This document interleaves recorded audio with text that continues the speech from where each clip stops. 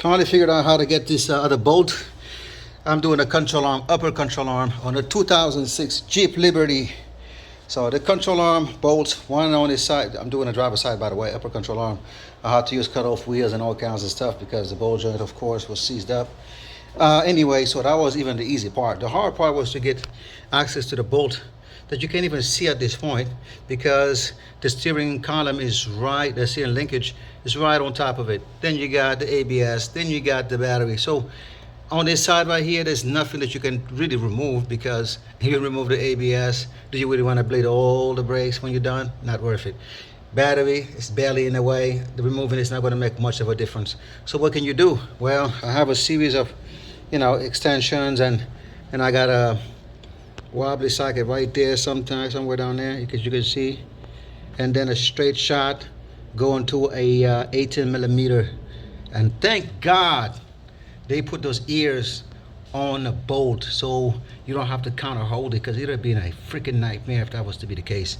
So one smart thing, kudos to Chrysler. Stupid design for putting the bolts over there and not having an access hole somewhere in the fender, because that would have been smart, right?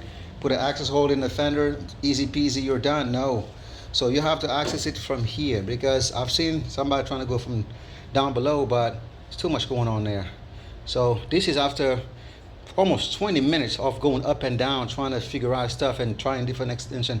Didn't help that I had the wrong socket. Thought I had an 18, it was a 17, so I was going crazy for a while, chasing my tail. But finally, this is it right here. So I'm gonna take it out and show you the extension that I have. And hopefully when you're doing this job, you will have an easier time. Just make sure you got the right socket. This is the contraption here. All right. I mean, if you have long extension, that's probably going to work. I'm not sure, but this is what I did here. So I don't know if I can show you to you. There's so much going on over here. But there's some brake lines that you're going to have to gently move out of the way. This side right here, there's a brake line that's on top of the bolt right there.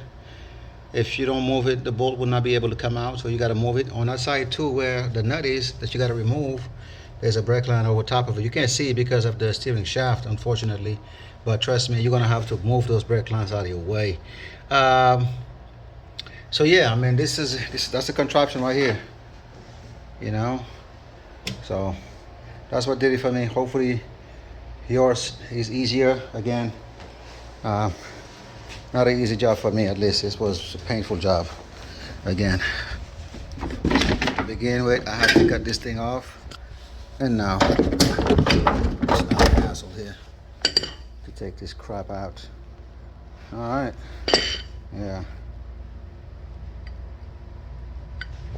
yeah, I kind of nicked there a little bit.